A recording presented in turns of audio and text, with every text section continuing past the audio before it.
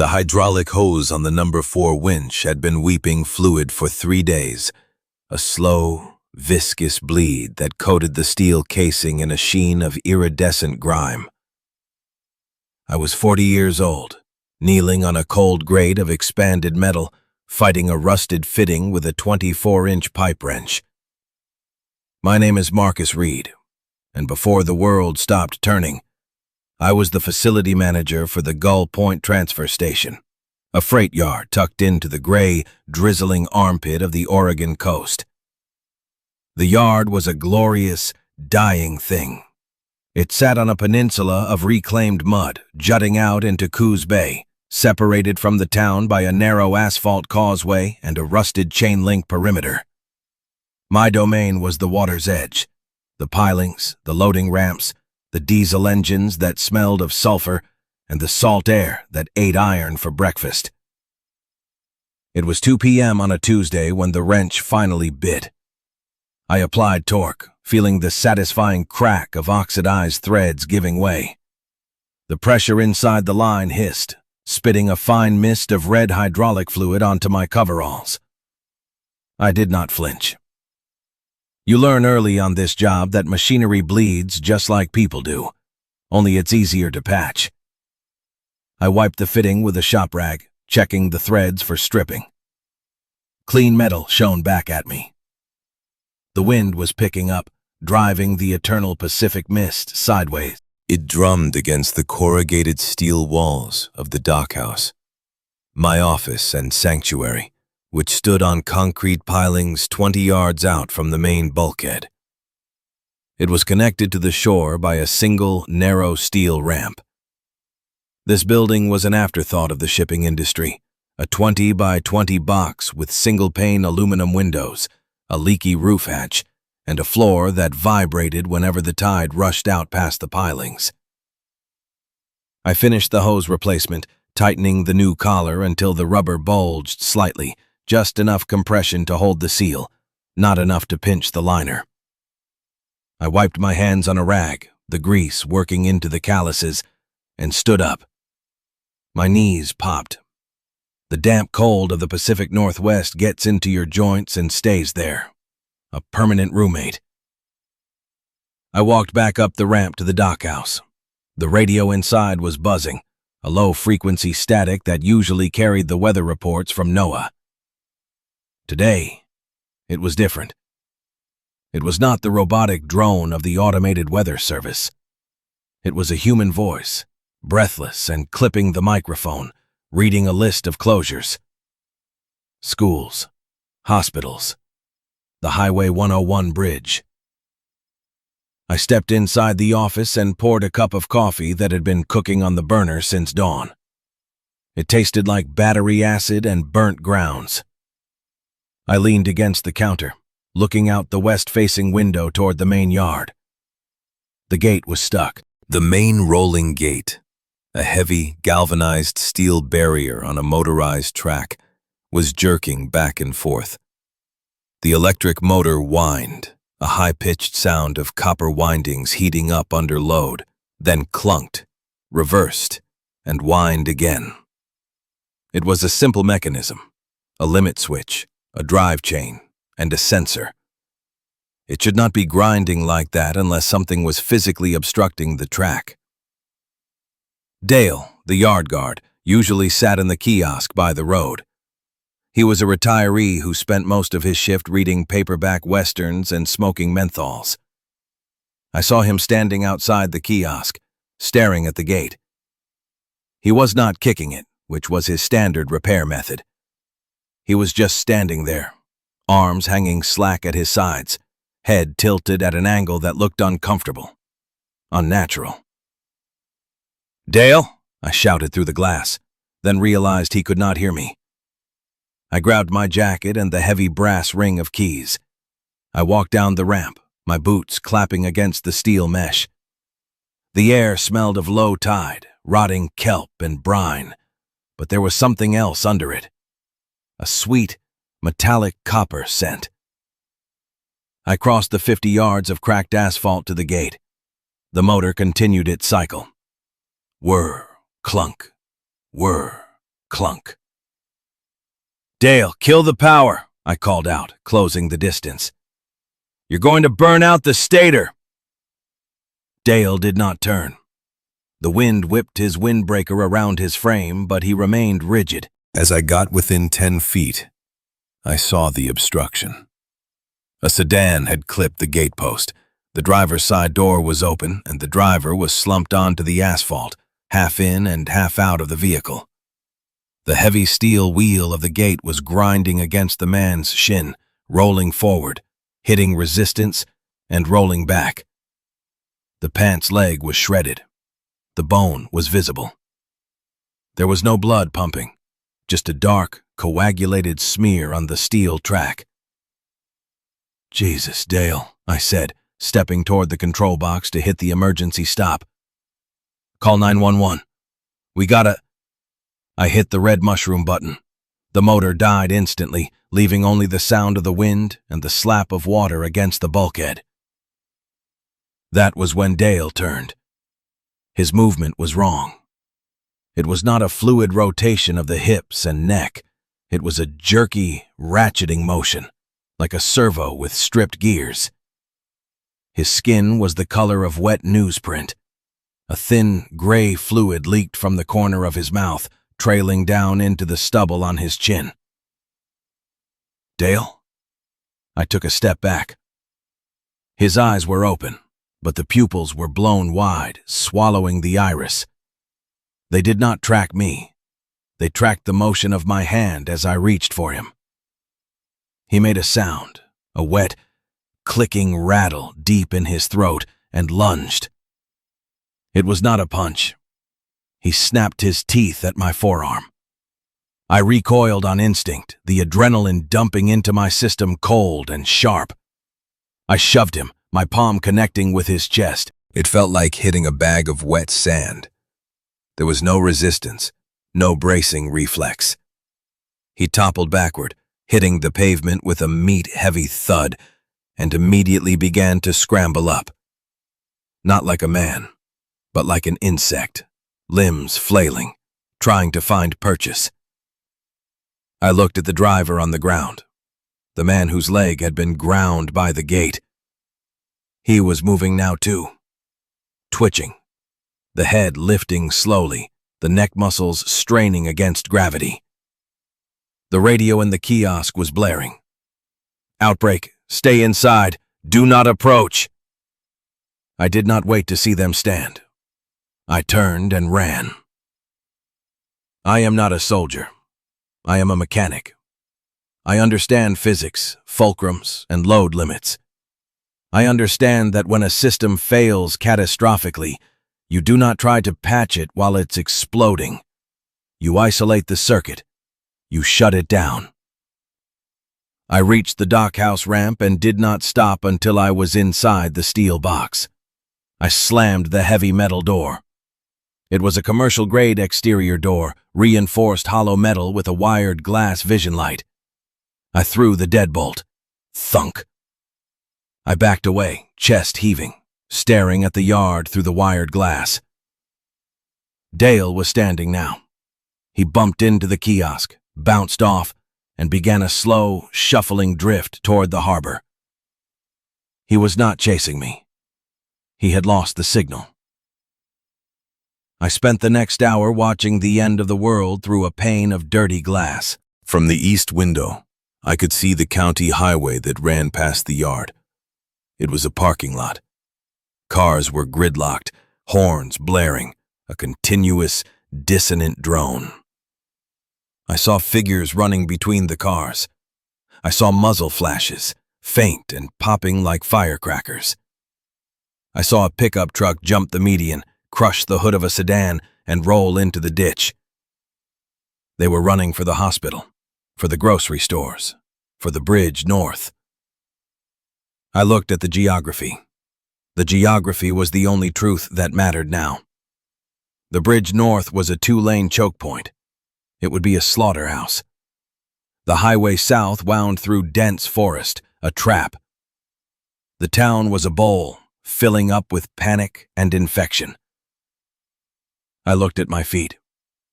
I was standing on a concrete pier, surrounded on three sides by deep, cold water. The only approach was the ramp I had just run up. I was not trapped. I was fortified. The panic began to recede, replaced by a cold, gray clarity. This was an engineering problem. The variables had changed, but the objective was the same: maintain structural integrity. I checked the time. 4:15 p.m. Darkness would hit by 6 p.m. The Oregon coast does not get a golden hour. The light just drains out of the sky until everything is charcoal.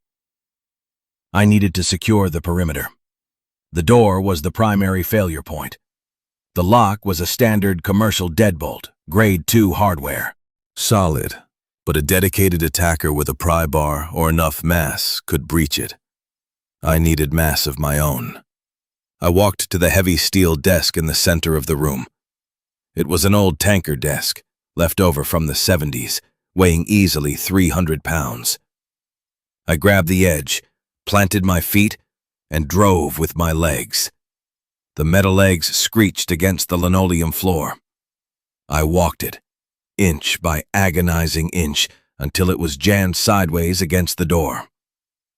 Now, for the door to open, it would have to push 300 pounds of steel across a high-friction surface. Next, the windows. There were 4 windows, 2 facing the yard, east, 1 facing the channel, west, and 1 facing the neighboring warehouse, north. They were single-pane glass in aluminum frames. Fragile. Useless. I went to the storage closet. It was stocked with the detritus of facility maintenance: boxes of rags, gallons of degreaser, a mop bucket, and a stack of 3/4-inch marine plywood scraps left over from a ramp repair last winter. I grabbed my tool bag.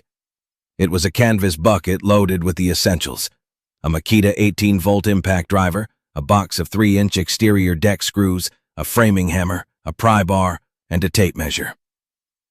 I measured the east windows, 36 inches by 48 inches. The plywood scraps were irregular, but I had enough to cover the glass. I did not just nail them up. Nails pulled out. Nails vibrate loose.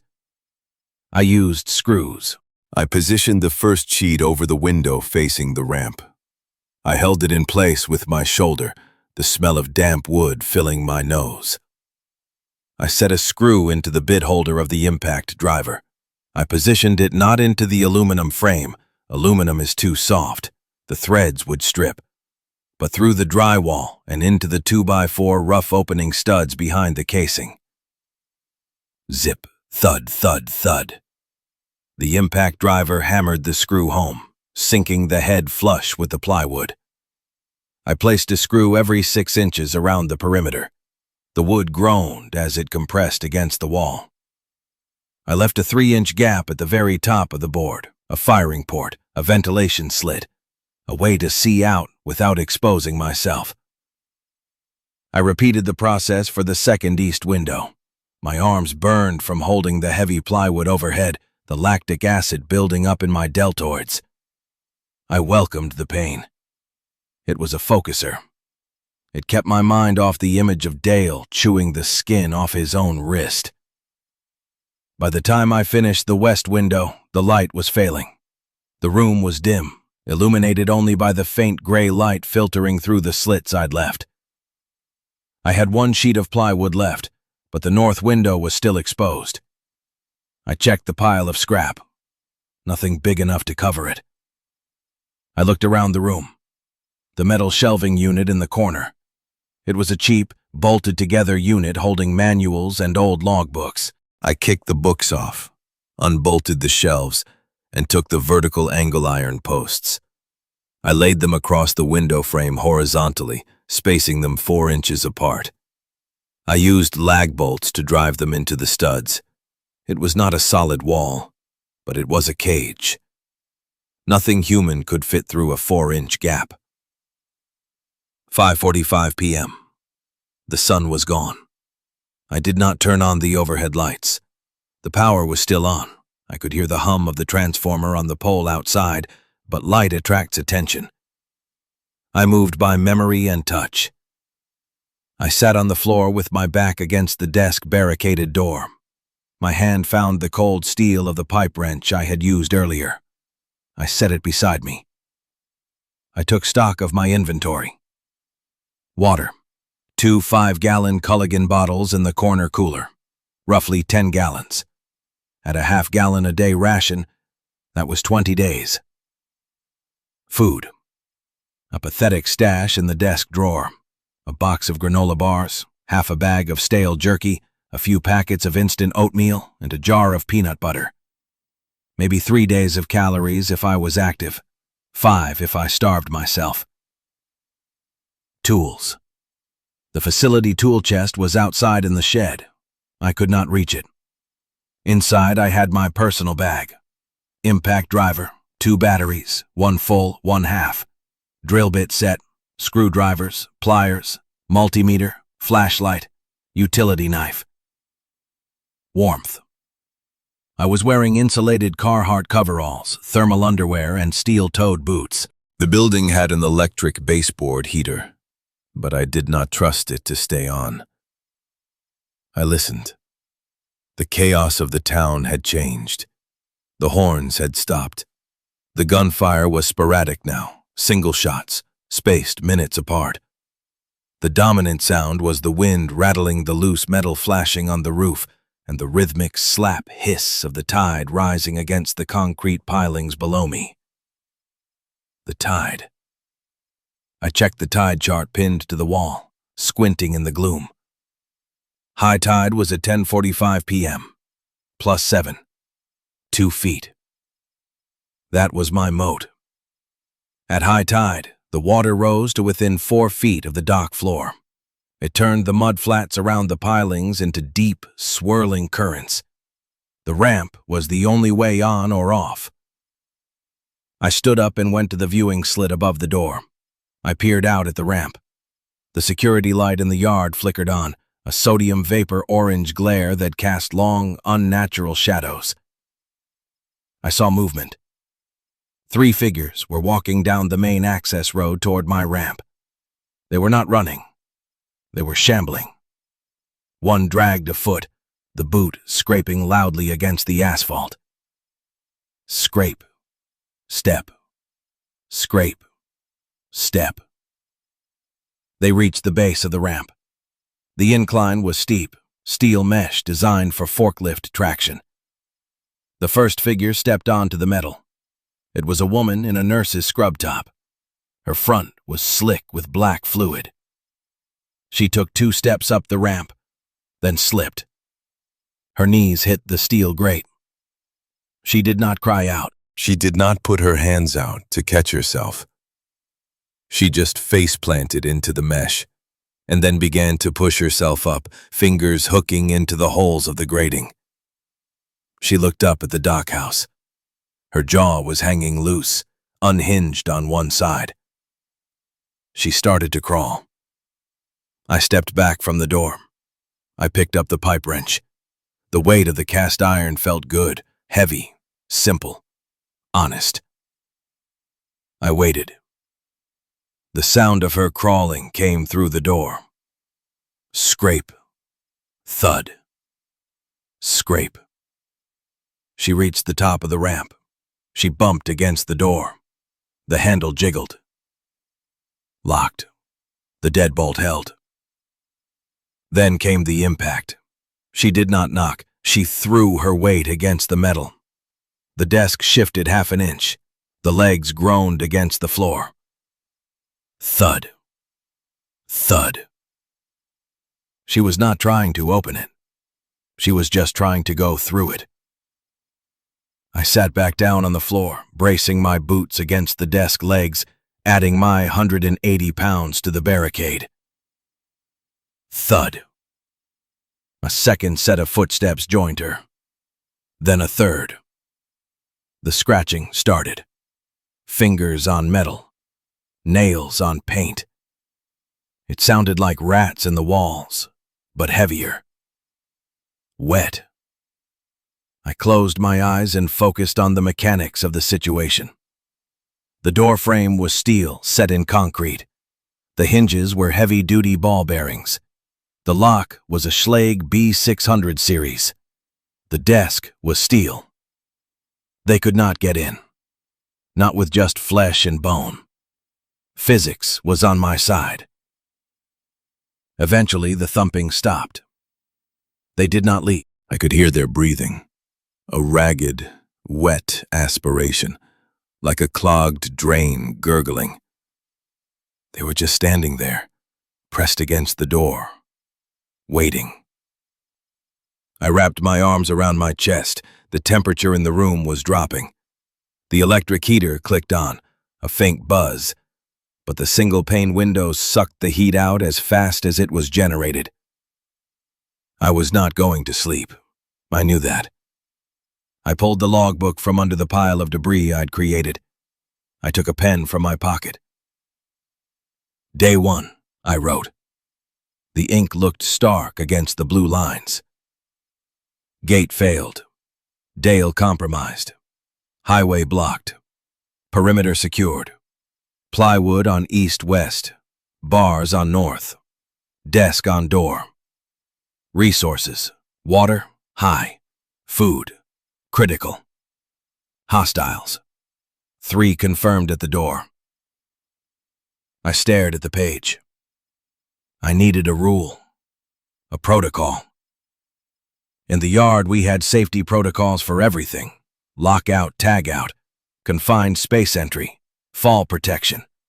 Protocols kept you alive when your brain wanted to take shortcuts. I wrote, Rule 1. The water is the barrier. The ramp is the choke point. Maintain the perimeter at all costs. I capped the pen. Outside, the wind howled, slamming a loose piece of sheet metal against the side of the warehouse like a dinner bell. The things outside the door moaned in response, a low, hungry chorus. I tightened my grip on the wrench. I was just a mechanic in a metal box above the tide. But for tonight, the box would hold. The world had broken down. Fine. Fixing broken things was the only thing I knew how to do. I woke up because the hum stopped. For 5 years, the background noise of the dockhouse had been the 60-cycle hum of the transformer on the utility pole and the faint, rhythmic whir of the electric baseboard heater under the north window. It was a sound that meant civilization. It meant electrons were flowing from a dam on the Columbia River through hundreds of miles of transmission lines, stepping down through substations and ending here, keeping the air inside my metal box at a tolerable 55 degrees. Now there was only the wind. I lay still on the linoleum floor, wrapped in a coarse wool blanket I'd scavenged from the emergency locker. My breath plumed in the gray light, a momentary fog that vanished as quickly as it formed. The silence was heavy, physical. It pressed against my eardrums.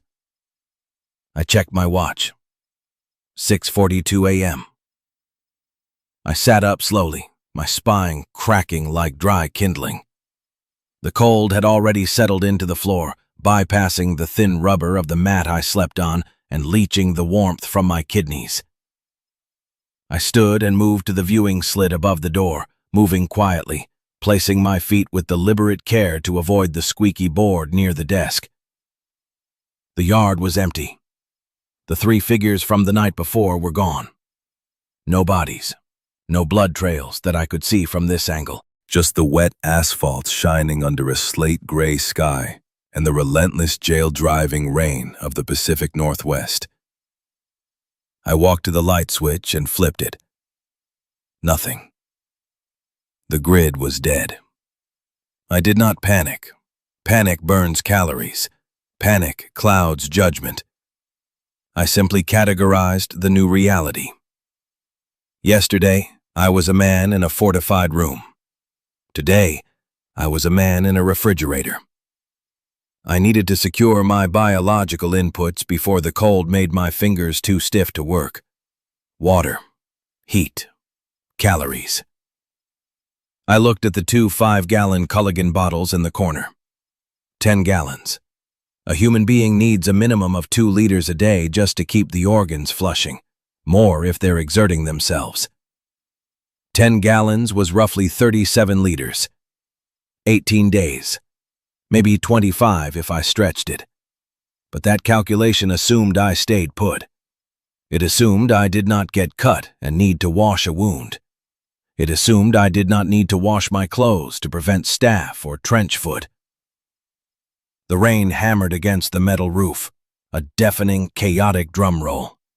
Millions of gallons of fresh, potable water were falling right on top of my head, sliding down the corrugated steel into the gutters and washing into the salt water of the bay. It was a waste of resources that offended my professional sensibilities. I needed to capture it. But I could not just stick a bucket out the door. Opening the door broke the seal.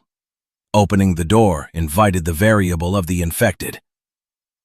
I needed a system. I spent the next hour conducting a full inventory of the dockhouse, stripping the room down to its raw components. I was not looking for supplies in the traditional sense. I was looking for shapes and materials. A chair was not a chair. It was tubular steel, vinyl fabric, and foam padding.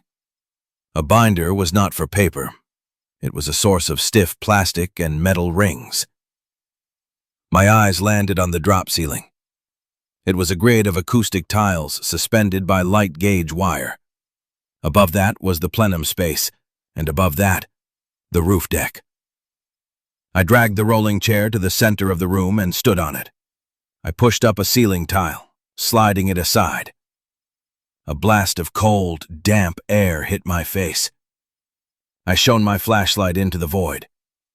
The roof structure was steel bar joists supporting a corrugated metal deck. Running through the joists were the facility's guts, electrical conduit, a dead Ethernet cable, and a 3-inch PVC drain line. I traced the PVC line with my beam. It ran from the center of the roof, likely a central drain, sloped downward, and disappeared into the wall cavity to exit near the pilings. It was a roof drain, an internal downspout. If I tapped into that line, I could access the water falling on the roof without ever going outside. But there was a problem. Roof runoff on an industrial site is a toxic cocktail. Bird guano, dissolved asphalt, rust particulates, and settled diesel soot from the ships. Drinking it straight would give me dysentery within 48 hours. Dehydration kills you in 3 days. Dysentery kills you in 5. But it hurts the whole time. I needed a filtration system. I hopped down from the chair. The project was clear. I needed to divert the flow, filter the solids, purify the biologicals, and store the output. I cleared the desk. This was my workbench now. I started with the diversion. I needed to cut the 3-inch PVC line in the ceiling and redirect it. I opened my tool bag and pulled out the hacksaw frame. I checked the blade, 24 TPI, teeth per inch. Fine enough for plastic without shredding it. I went back up the chair.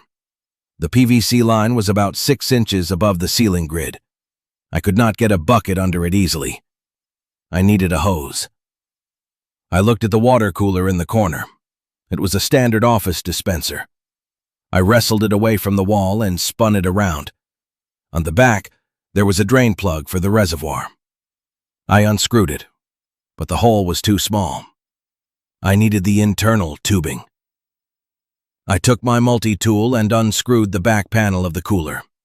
Inside was a treasure trove, about 3 feet of 1/4-inch silicone tubing, a heating element, useless without power, and a plastic reservoir tank that held about a quart. Too small. I looked at the janitor's closet again. The mop bucket.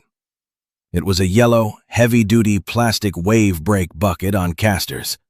Capacity? 35 quarts. Perfect. I found a garden hose in the bottom of the closet, coiled up and smelling of mildew. It was 50 feet of reinforced rubber. I cut a 10-foot section of the hose. Back on the chair, I positioned the mop bucket on the floor directly under the section of pipe I intended to cut. I wrapped a rag around the pipe to catch the initial spray. There would be residual water in the trap. I began to saw. Scritch, scratch, scritch, scratch. The sound was agonizingly loud in the quiet room.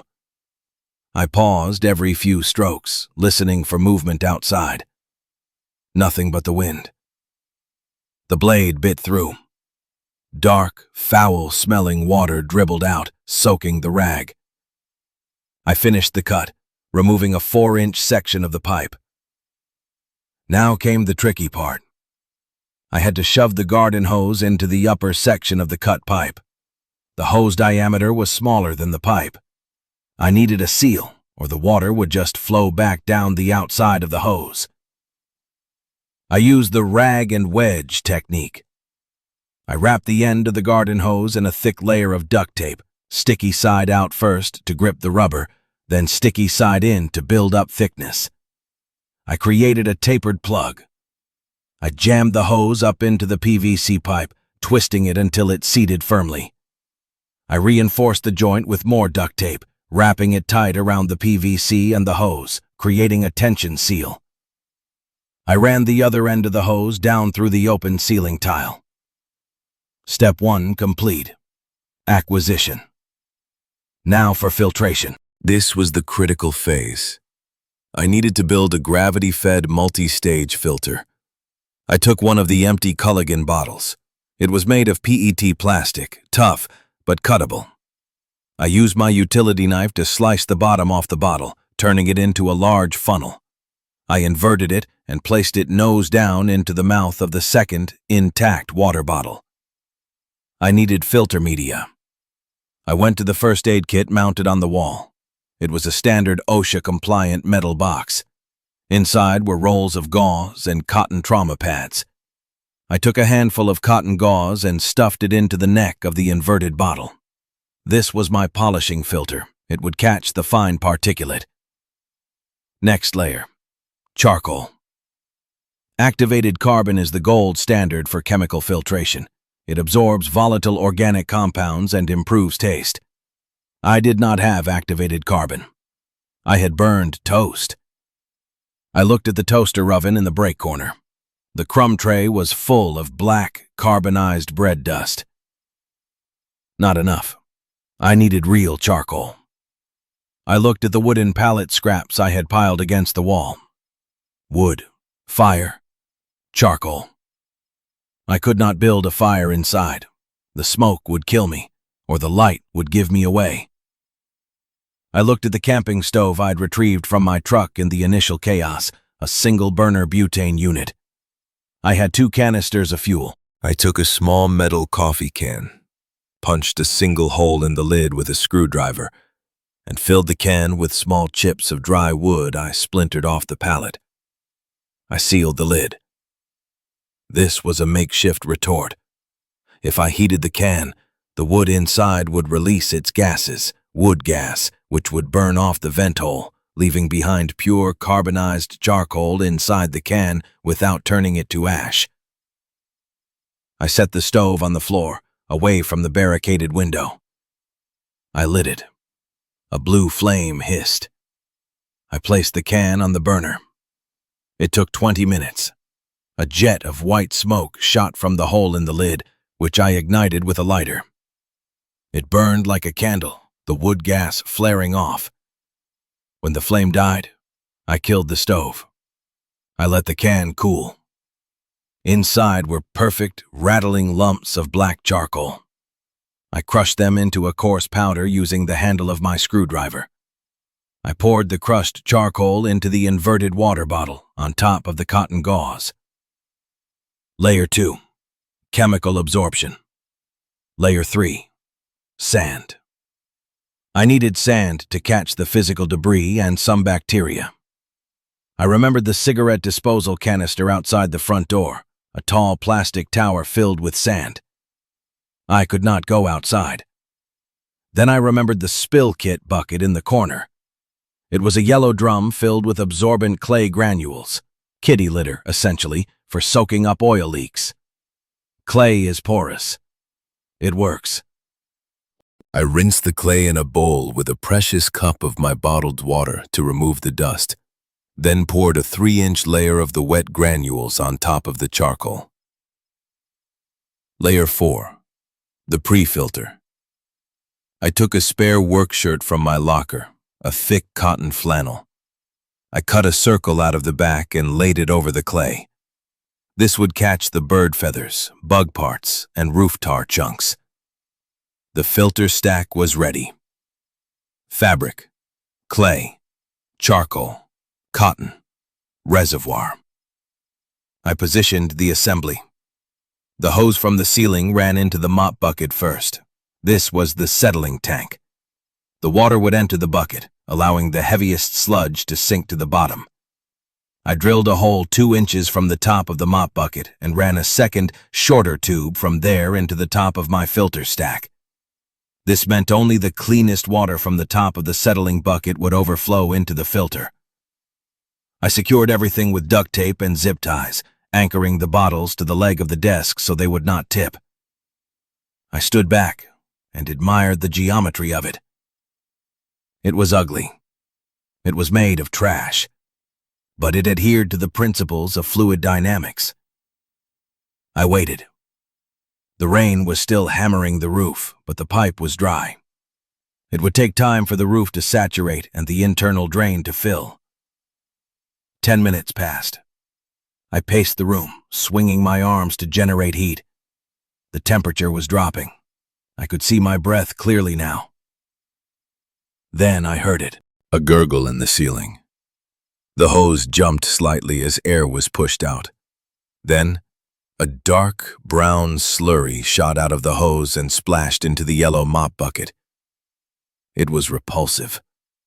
It smelled of wet asphalt and decay. It swirled in the bucket, black flecks dancing in the vortex. I watched, mesmerized. The level in the mop bucket rose. 1 gallon, 2 gallons. The water reached the overflow tube I had installed near the rim. A stream of clearer but still tea-colored liquid flowed out of the mop bucket and onto the flannel shirt in my filter stack. I watched it seep through the fabric. It moved slowly, fighting the resistance of the clay and charcoal. Drip, drip, drip. A single drop fell from the neck of the inverted bottle into the clean reservoir below. It was clear. Not crystal, store-bought clear, but the menacing brown tint was gone. The charcoal had stripped the color. The clay had trapped the sediment. I let it run for an hour until I had a pint of water in the bottom bottle. Now came the chemistry. Filtration removes solids. It does not kill viruses. I pulled the small bottle of bleach from the cleaning closet. It was standard 825% sodium hypochlorite. The rule of thumb is 8 drops per gallon for clear water, 16 for cloudy. This was clear-ish. I used a plastic pipette to draw up the bleach. I measured 3 drops into the pint. I swirled it. The smell of chlorine rose, sharp, astringent, beautiful. It smelled like a swimming pool. It smelled like safety. I had to wait 30 minutes for the contact time to kill the Giardia and crypto. While I waited, I turned my attention to the second problem: soundproofing. The infected outside had been drawn by sound, the gate motor, the car crash, my shouting. If I was going to survive here, I needed to be a ghost. The dockhouse was a drum. The metal siding vibrated with every gust of wind. The single-pane glass rattled. I looked at the stack of acoustic ceiling tiles I had disturbed earlier. They were porous, fibrous squares designed to dampen office chatter. I took the remaining tiles down, stacking them on the floor. I mixed a slurry of flour and water in a mug, a crude wheat paste. I did not want to use my precious duct tape if I did not have to. I began to paste the acoustic tiles over the plywood I had screwed over the windows. I doubled them up, creating a 2-inch thick buffer of dense fiber. I worked methodically, covering every inch of the exposed plywood, then the seams where the plywood met the drywall. I packed the gaps with torn strips of the tiles. The room grew noticeably quieter. The sharp tink-tink of the rain on the metal siding dulled to a muffled thud. The wind's howl became a distant moan. It was a trade-off. I was insulating myself from the world, but I was also deafening myself to it. I would have to rely on the viewing slits more than ever. 30 minutes were up. I went back to the filter. The water sat in the bottom of the cut bottle. It was still room temperature, cold. I lifted the bottle. I swirled it one last time. I took a sip. It tasted of plastic hose and swimming pool water, with a faint, earthy aftertaste of charcoal. It was the best thing I had ever tasted. I had just engineered a renewable water source from industrial waste. I was not just surviving. I was operating. I poured the rest of the pint into my mouth, feeling the cold liquid hit my stomach. I checked the settling bucket. It was full. The overflow was working perfectly, feeding the filter at a steady rate. At this pace, I would have 5 gallons of treated water by nightfall. I sat down on the desk, feeling a strange, grim satisfaction. The cold was still there, biting at my toes. The hunger was a dull ache in my center. But the panic was gone, replaced by the mechanical rhythm of the drip. Drip, drip, drip. I looked at the logbook. I opened it to page 2. Day 2. Grid failure 0642. Water system operational. Capacity 20 gallons per day pending rainfall. Sound discipline improved. Current status: cold, hungry, secure. I set the pen down. I heard a noise. It was not the wind. It was not the rain. It was a metallic clank from below. I froze. My hand went to the pipe wrench. The dockhouse sat on concrete pilings. Below the floor joists was open air. Then the water. Clank. Something hard hitting the hollow steel of the access ladder that led from the water to the catwalk outside my door. I had barricaded the door, but I had not checked the ladder. I moved to the north wall, where the floor met the wall. There was a small gap in the molding where the building had settled. I pressed my ear to the linoleum. Splash. Grunt. A wet, heavy sound. Someone, or something, was pulling itself out of the water and onto the lower maintenance platform. I stopped breathing. The soundproofing I had just installed worked both ways. I could not hear them well, which meant they probably could not hear me. But the ladder led straight to the walkway, and the walkway led to the door I had blocked with a desk. If they came up, they would find the door locked. If they pounded on it, they would attract more from the yard. I needed to see. I crept to the north window, the one I had barred with angle iron but not boarded over with plywood yet. I pressed my face into the gap between the acoustic tiles I had just placed.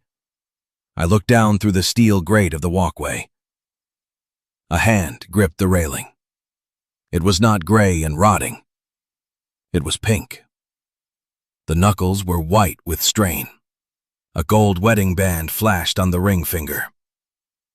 A man. Alive. He hauled himself up the last step, collapsing onto the metal grate of the catwalk. He was soaking wet, shivering violently, coughing up seawater. He wore a torn business suit, He lay there for a moment, retching. Then he looked up. He looked right at my window. He did not see me in the dark of the room, but he saw the building. He saw shelter. He scrambled to his feet, slipping on the wet metal, and lunged for the door handle. Rattle, rattle, rattle. "Help me!" he screamed. His voice was hoarse, broken, but loud. "For God's sake, open the door!" I stood still in the center of the room, the pipe wrench heavy in my hand. Rule 1. Maintain the perimeter at all costs. If I opened that door, I broke the seal.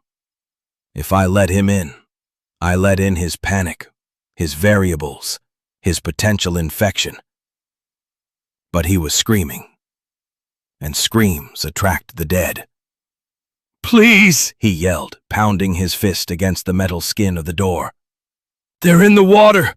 They're swimming!" I looked at the water filter, steadily dripping clean safety into a bottle. I looked at the barricade. I had built a system to survive the elements. I had not built a system to survive a moral choice. I walked to the door. I did not move the desk. "Quiet," I hissed through the steel. The pounding stopped instantly. "Help me," he whispered, pressing his face to the jamb. "Let me in." "Are you bit?" I asked. No, I swam. I swam from the marina." "Please." I looked at the wrench. I looked at the thermometer on the wall. 48 degrees. I gripped the edge of the desk. "Step back," I said. "Way back." I was about to test the integrity of my perimeter in a way I had not planned. The decision to open the door was not moral. It was tactical. If I left him outside, his screaming would act as a beacon, drawing every infected figure within a mile radius to the base of my ramp. Eventually, the weight of their numbers would compromise the pilings, or they would form a pile high enough to bypass the ramp entirely. To silence the noise, I had to absorb the source. "Listen to me," I said, my voice low and pressed against the crack of the door jamb. "I am going to open this door 18 inches. You will slide through sideways. If you try to push it wider, I will crush your skull with a pipe wrench. Do you understand?" "Yes," the voice whimpered. "Yes, God, please." I stepped back to the desk. It was jammed diagonally against the frame, acting as a wedge. I did not pull it away. I pivoted it. I grabbed the far corner and dragged it across the linoleum, creating a V-shaped gap between the door edge and the steel flank of the desk. I held the pipe wrench in my right hand, choked up high on the handle for a short, fast swing. With my left, I threw the deadbolt. Clack! I cracked the door. The wind hit me first, a wet, freezing gust that smelled of ozone and rot. Then the man scrambled in. He did not walk. He spilled into the room, tripping over the threshold and collapsing into the gap between the desk and the wall. I slammed the door shut instantly. I threw the deadbolt. I heaved the desk back into the locked position, the metal legs shrieking against the floor. The seal was restored. I turned the beam of my flashlight on him. He was a wreck, mid-50s, wearing a charcoal suit that was ruined by salt water and grease. He was curled in a fetal ball, shaking so violently his teeth were audibly clacking. His skin was the color of skim milk. "Stand up," I ordered. He tried, but his limbs were jerky, uncoordinated. Hypothermia, stage 2. He was losing motor control. "Strip," I said. He looked at me, eyes glassy and confused. "What?" "Take your clothes off. Now, every layer. Wet cotton kills you." He fumbled with his belt buckle, but his fingers were useless, frozen claws. He could not do it. I sighed, holstering the wrench in my belt loop. I moved in. I was not gentle. I used my utility knife to slice the laces of his expensive leather Oxfords. I pulled them off. I cut the belt. I stripped the sodden suit jacket, the dress shirt, the slacks. I checked him as I stripped him. I was not looking for modesty. I was looking for bites. Arms, clean. Torso, pale, shivering. Clean. Legs, bruised, scraped from the barnacles on the pilings, but no jagged tears, no black necrotic infection. He stood there in his boxer briefs, a pathetic, shivering animal. "Get on the mat," I said, pointing to my sleeping area. I grabbed the wool blanket, my only blanket. I wrapped it around him. It was not enough. The air temperature in the room was 45 degrees and dropping. His core temp was likely pushing 95. If I did not arrest the drop, he would go into cardiac arrest within the hour. I did not have electricity.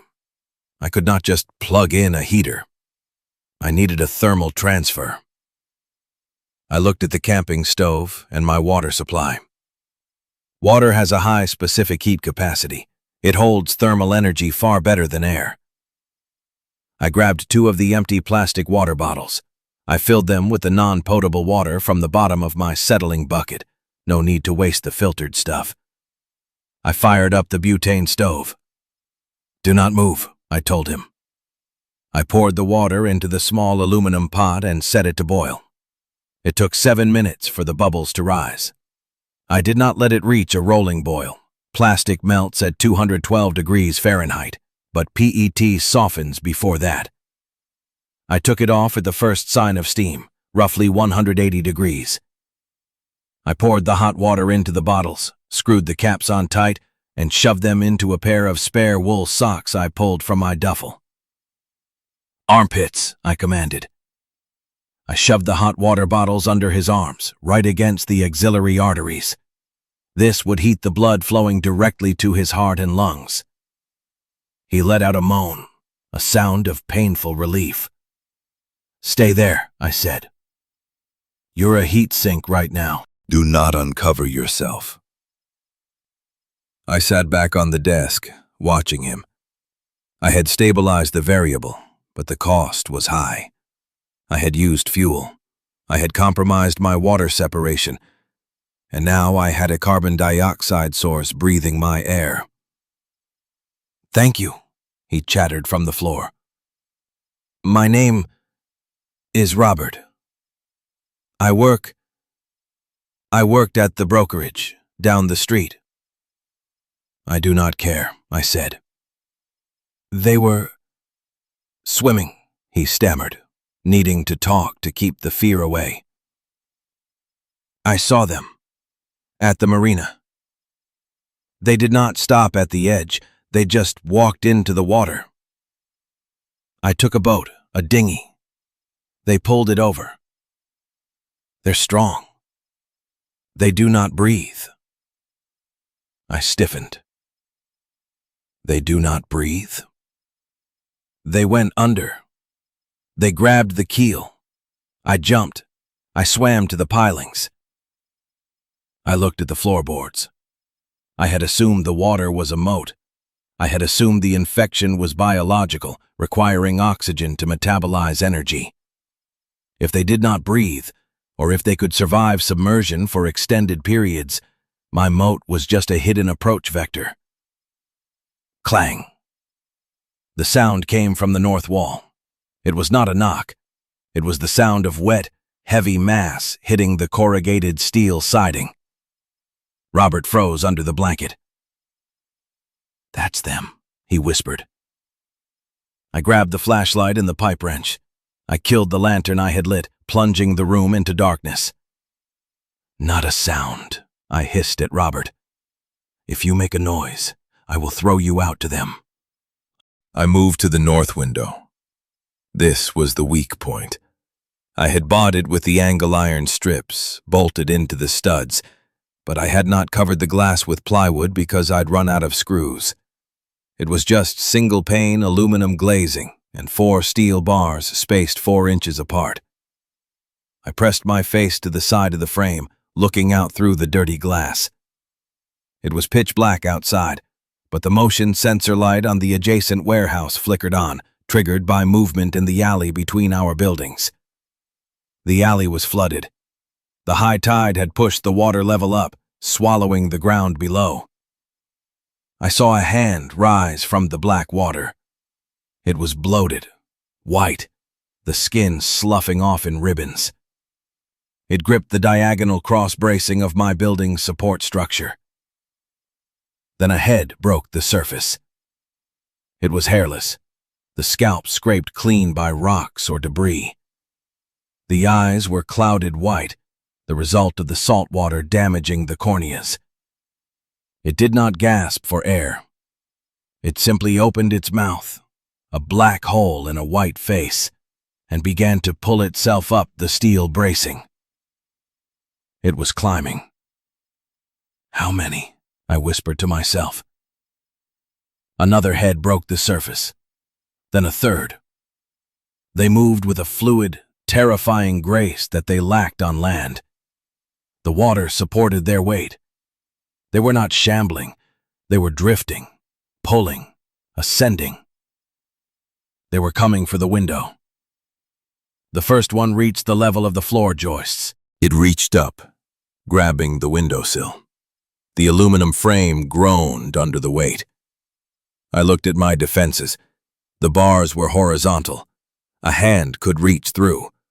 A head could not. But the glass.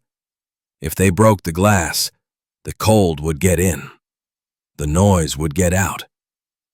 And if they had tools? No, they were animals. They only had leverage. Smash! The fist of the lead climber punched through the glass. Shards sprayed onto the linoleum floor. Robert screamed.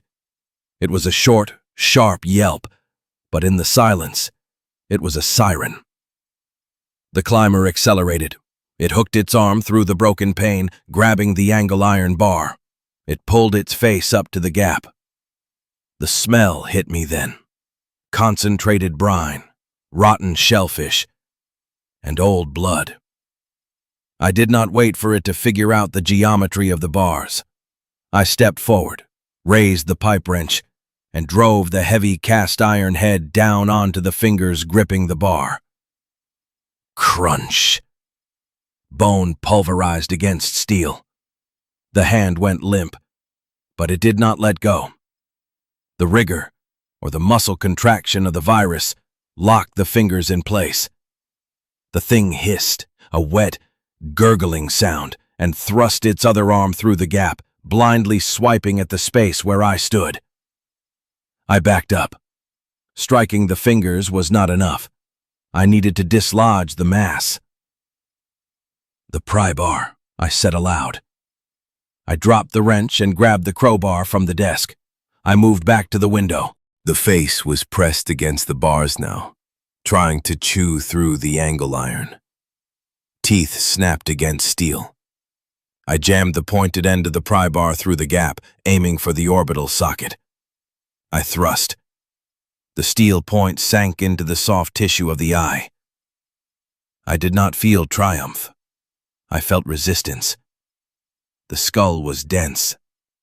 I shoved harder. The creature thrashed, its grip on the sill faltering. I leveraged the bar against the angle iron, using my own defenses as a fulcrum, and pried the head backward. With a wet suck, the point exited the skull. The climber fell backward, silently tumbling into the dark water below. Splash, but the second one was already there. It grabbed the bars immediately, pulling itself up over the jagged remains of the glass.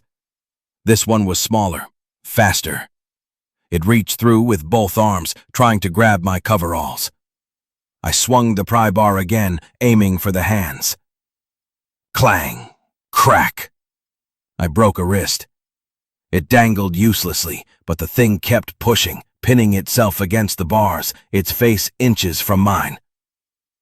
I realized then that this was not a fight I could sustain. There were too many variables. The cold air was rushing in through the broken window. The noise was escalating. And physical exertion burns calories I could not replenish. I needed a seal. "The desktop!" I shouted at Robert. "The drawer!" "What?" he squeaked. "Get up! Help me!" I turned to the metal shelving unit I had dismantled earlier. The shelves themselves were thin sheet metal. "Hold this." I handed the pry bar to Robert, who was standing there in his underwear, trembling. "If it tries to come through, you stab it. Do not look at it. Just stab." I grabbed one of the detached metal shelves. It was 36 inches long, 12 inches deep. Not enough to cover the whole window. I needed the mattress. I grabbed the rubber sleeping mat. I slammed it against the broken window, covering the jagged glass and the grasping arms. The arms punched into the foam, distorting it, but they could not grab me. "Hold this," I yelled at Robert. I grabbed his shoulder and shoved him against the mat. "Put your weight on it. Lean." He sobbed, but he leaned. His bare shoulder pressed against the black rubber. On the other side, the dead things clawed at the foam, inches from his skin. I grabbed the cordless drill. I grabbed a handful of self-tapping sheet metal screws. I took the metal shelf plate. I positioned it over the bottom half of the window, over the mat, sandwiching the rubber between the bars and the new metal plate. Zip screech. I drove the screw through the shelf, through the rubber, and into the drywall stud. Zip screech. I drove another. I worked upward, creating a composite sandwich of steel and rubber. It was ugly. It was desperate. But it was a barrier. The clawing from the outside muffled. The rubber absorbed the impact. The steel plate distributed the force. I drove the last screw. "Back away," I told Robert. He stumbled back, gasping. The makeshift patch held. The rubber bulged slightly as something pushed against it from the outside, then relaxed. They could not see us anymore. They could not reach through. I stood there, chest heaving, listening to the adrenaline pound in my ears.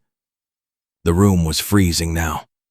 The broken glass meant the thermal seal was gone, even with the patch. I looked at Robert. He was looking at his shoulder.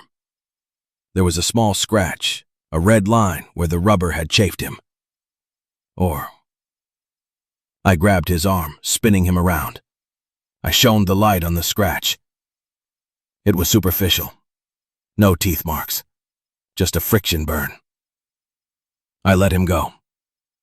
I walked to the desk and picked up the logbook. My hand was shaking, the tremor of the aftershock. I forced it to be still. Day 2. Update 2300. Perimeter breach. North window. Threat assessment. Amphibious capability confirmed. Swimmers. Action. Sealed window with Class C patch, rubber, sheet metal. New asset.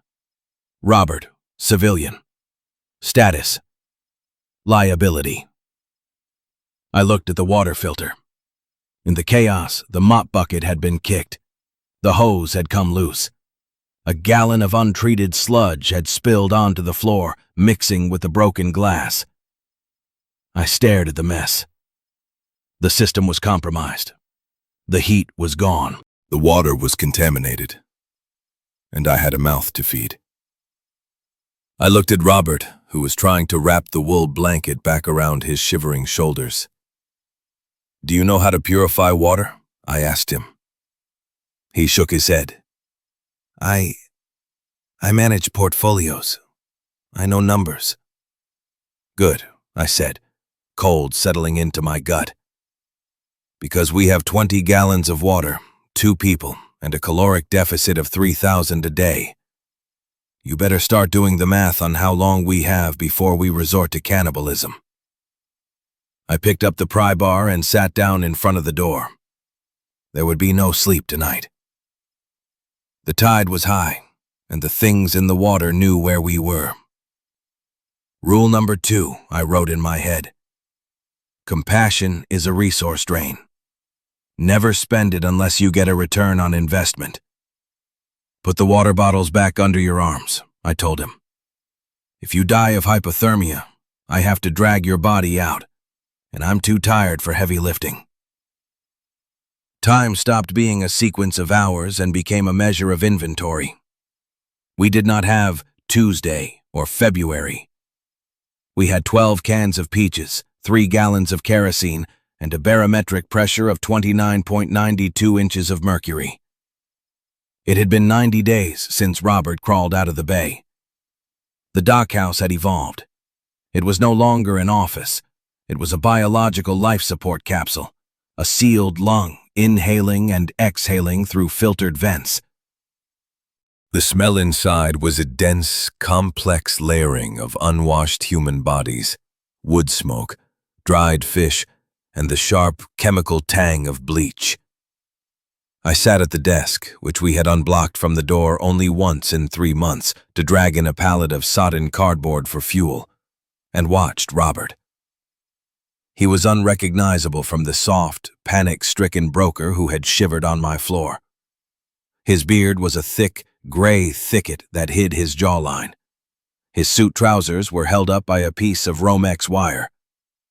He sat on the floor in the corner, illuminated by the guttering light of the fat lamp, a tuna can filled with rendered fish oil and a cotton wick. He was holding the logbook. That was his job now. I was the hardware. Robert was the software. Caloric intake for the last cycle was 800, Robert said, his voice raspy. We are running a deficit. If we do not pull a catch tonight, we dip into the emergency rice. The tide is favorable, I replied, sharpening my fillet knife on the edge of a ceramic coffee mug. High slack is at 0200. The currents bring the crab in to feed on the piling growth. The wind is north-northeast, he countered, not looking up from his columns of numbers. Temperature drop expected. The heater needs fuel. I'll check the scavenge pile. This was our marriage. A loveless, pragmatic union of engineering and accounting.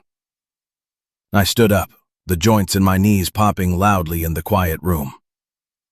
We moved slowly now. Fast movements burned energy. We walked with a shuffling, gliding gait, conserving every joule. I walked to the center of the room, to the device we called the well. During the second week, when the hunger pains had turned from a sharp cramp to a dull, consuming lethargy, I had made the decision to breach the floor. Going outside to fish was suicide. The swimmers, as we called them, patrolled the waterline with relentless, mindless patience. But the dockhouse sat on pilings. The water was right underneath us. I had cut a 2-foot square trapdoor in the linoleum and plywood floor using the jigsaw and a manual hand drill to start the holes. Beneath the floor joists, 20 feet of empty air dropped down to the churning gray water. I unlatched the heavy wooden cover I'd built to seal the hole. The smell of the bay rushed up, cold, briny, and distinct. It was the smell of freedom. And the smell of the grave. Hand me the winch, I said. Robert handed me the spool. It was a salvage job, the drum from a broken hose reel, mounted on a 2x4 frame, wound with 500-pound test braided nylon cord I'd stripped from the facility's supply locker. Attached to the line was the cage. It was a crab pod I had fabricated from the wire mesh of the office's in-out baskets and plastic zip ties. I had weighted it with a heavy stapler and a bag of obsolete coins from the petty cash box. Bait? I asked. Robert reached into the rot bucket, a sealed Tupperware container where we kept the fish heads and guts from the previous week. He used a pair of tongs to pull out a slimy, foul-smelling rockfish head. He dropped it into the bait cage. I lowered the rig. Whirr! The spool spun silently in my greased hands. I counted the revolutions. 1, 2, 3. At 15, the line went slack. The cage had hit the mud. Set, I said. I cleated the line off on a heavy lag bolt screwed into the floor joist. Then I closed the trap door, sealing the cold air back under the floor. Now we waited. Survival is 90% waiting and 10% frantic, violent exertion. We had mastered the wait. I moved to the window, the north one, with the composite steel and rubber patch. I did not look through it. I looked through the periscope. It was a crude instrument. 2 cosmetic compact mirrors Robert had had in his briefcase, a gift for his wife, he claimed, taped inside a length of PVC pipe with 45-degree elbows. It allowed us to look out without putting our heads in the line of sight. The yard was a graveyard of shadows. The motion sensor light on the warehouse had finally died a month ago, plunging the world into a true, abyssal darkness. Movement? Robert asked. 2 static shapes by the gate, I reported. 1 patroller near the ramp base. It's the one with the reflective vest. He's been pacing that 10-yard strip for a week. He's conserving energy too, Robert muttered. I stepped back. The wind is picking up. I'm going to stoke the heater. The heater was my masterpiece. The electric baseboards were dead, and an open flame would kill us with carbon monoxide. I had built a thermal mass radiator. It sat on the concrete slab I had poured into a desk drawer frame. It was a nested series of clay flower pots, scavenged from the decorative planters outside the door during a terrifying 3-minute sortie on day 20. A small, fierce fire of wood chips and oil-soaked cardboard burned inside the smallest pot. The heat rose, was trapped by the larger pot, and then radiated outward through the clay.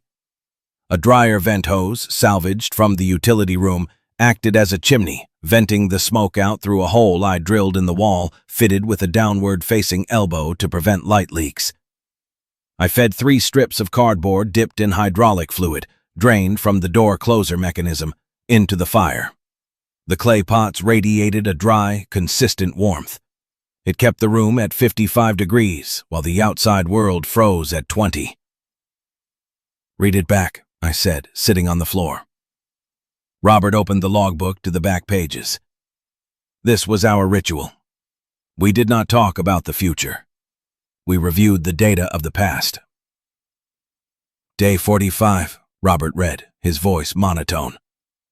High winds, roof leak in quadrant 4, patched with tar. Observed a pack of 7 moving south along the highway. No engagement. Day 62, he continued. Ice storm. The ramp glazed over. 1 subject slipped and fell into the mud. Submerged. Did not resurface. Day 74. You removed my molar with the pliers. Infection risk high. Applied saltwater rinse. Fever broke after 12 hours. I ran my tongue over the gap in my jaw. It still ached when the pressure dropped. A phantom pain. That had been a bad day. I had learned that dentistry is just engineering with biological materials.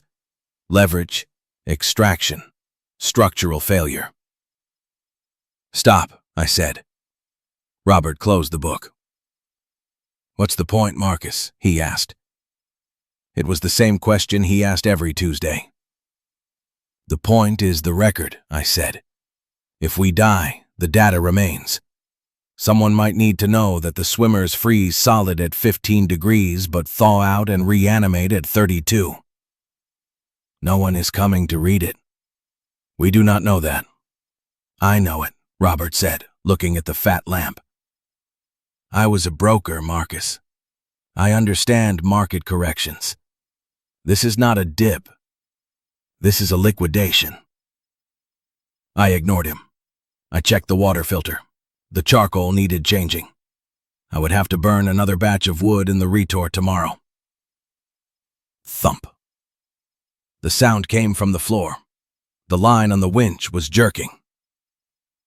"We have weight," I said.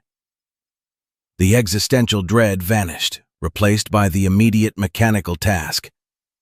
Food. I unlatched the trap door. I grabbed the winch handle. Robert stood ready with the kill stick, a sharpened piece of rebar. I cranked. The gear ratio was low, so it was easy, but slow. The wet line piled up on the drum. Splosh.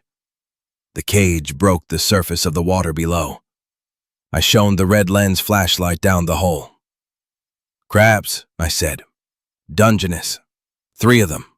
Good size." I hauled the cage up through the floor joists and swung it onto the linoleum. I kicked the trapdoor shut. The crabs were angry, clattering against the wire mesh, their purple and orange shells vivid in the dim light. They were life. They were protein. I opened the cage. I grabbed the largest one by the rear of the carapace, avoiding the crushing claws. "Boil?" Robert asked. "Steam," I corrected. "Uses less water." We ate in silence, cracking the shells with the handles of our screwdrivers. The meat was sweet, rich, and hot. It filled the hollow space in my chest for a few minutes. After the meal, I took the first watch. Robert curled up on the mat, wrapping the wool blanket tight. Within minutes, his breathing evened out into a rattle snore. I sat by the periscope, staring into the black. The winter had stripped the world of color. Everything was gray steel, black water, and white frost. The silence was absolute, broken only by the wind and the occasional thud of a swimmer bumping against a piling, drifting with the tide like a log. I wondered, for the 1,000th time, about the fuel tanks at the main yard. 10,000 gallons of diesel, sitting 500 yards away. It might as well have been on the moon. My eyes drifted to the horizon, past the breakwater. There was a light. I blinked, rubbed my eyes with a greasy palm, and looked again. It was not a reflection. It was a steady, rhythmic pulse. Flash. Pause. Flash. White light. 3 miles out. I grabbed the binoculars from the desk. I pressed them to the periscope eyepiece, struggling to align the optics. I found it.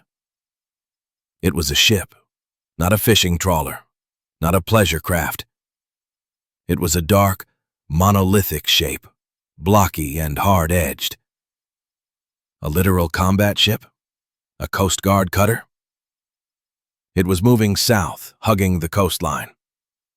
My heart hammered against my ribs, a painful, frantic bird.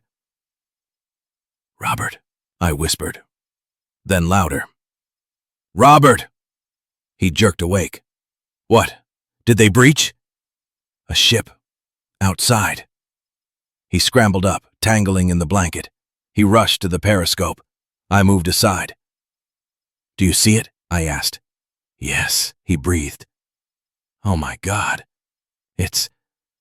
It's huge. Is it Navy?" "Looks like it." "We have to signal," Robert said, his voice rising in pitch. "The flare gun. Where is it?" "We do not have a flare gun, Robert. We have a flashlight." "Then use it. Wave it. SOS!" He reached for the heavy mag light on the desk. I caught his wrist. My grip was iron hard. "Wait," I said. "Wait? For what? It's leaving. It's going south." "Look at it, Robert. Look at the water line." He peered through the scope again. "What? Is it running lights?" I asked. "Navigation lights? Red and green?" "No, just that white strobe." "Is it turning its radar dish?" I can't not tell. It's dark, I said, the cold logic washing over the heat of hope. It's running silent. If they were looking for survivors, they would have searchlights. They would be broadcasting on every channel. Maybe they're hiding from the infected, Robert argued, pulling against my grip. The infected do not have radar, Robert. That ship is hiding from people. I do not care, he shouted now, the months of repression cracking. It's people. It's food. It's heat. I'm not dying in this box, Marcus. He wrenched his arm free. He grabbed the flashlight. He ran to the south window, the one boarded with plywood and acoustic tiles. He grabbed the drill to unscrew the panel. Do not, I said. I did not yell. I stepped in front of him. Move, Robert snarled. He held the drill like a weapon. I'm signaling them. If you signal them, I said calmly, one of two things happens. 1, they ignore us. 2, they see a light in a dead harbor and they send a team. Not a rescue team, Robert. A scavenger team. They will take our water. They will take our fuel. And they will put a bullet in us to save the rations. You do not know that. I know us, I said. I know what I would do if I was on that ship and saw a light. I would see a resource, not a person. Robert trembled. The drill whined as he squeezed the trigger inadvertently. It's a chance, he whispered. Tears leaked into his beard. It's a chance to leave. We are secure here, I said. We have water. We have heat. We have food. We are rats in a cage. We are alive, I corrected. I reached out and gently took the drill from his hand. He did not fight me. The burst of energy had spent him. He sagged, deflating like a punctured tire. I walked to the periscope. The ship was further south now. The white strobe flashed. 1, 2, 3. And then it stopped. The light died. The ship vanished into the heavy fog bank rolling in from the Pacific. It was gone. The silence rushed back into the room, louder than before. Robert sank to the floor, putting his head in his hands. He wept silently, his shoulders shaking. I watched the empty blackness where the ship had been. I felt a pang of regret, sharp and deep. Maybe he was right. Maybe that was salvation steaming past at 12 knots. But then I looked at the logbook. I looked at the water filter dripping steadily into the clean bottle. I looked at the crab shells on the floor. We had built a machine that turned chaos into order. We had engineered survival out of scraps. Leaving meant surrendering that control. Leaving meant becoming a refugee again. I walked over to the desk.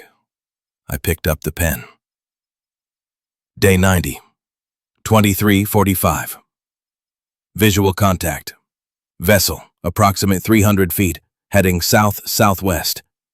Status, running dark, no comms. Action, maintained light discipline, no signal sent. Outcome, target lost. Perimeter remains secure. I closed the book. Robert, I said. He did not look up. Check the heater, I ordered. The temperature is dropping. For a long moment, he did not move. Then, slowly, painfully, he stood up. He wiped his face with his dirty sleeve. He walked to the clay pots. He checked the fire. He added a piece of cardboard. Temp is 52, he said, his voice dead flat. Holding steady. Good, I said. Get some sleep. We have to flush the filter in the morning. I sat back in the chair and listened to the wind buffet the metal walls. We were not going anywhere. This box was the world now. and as long as I could fix the leaks, the world would hold.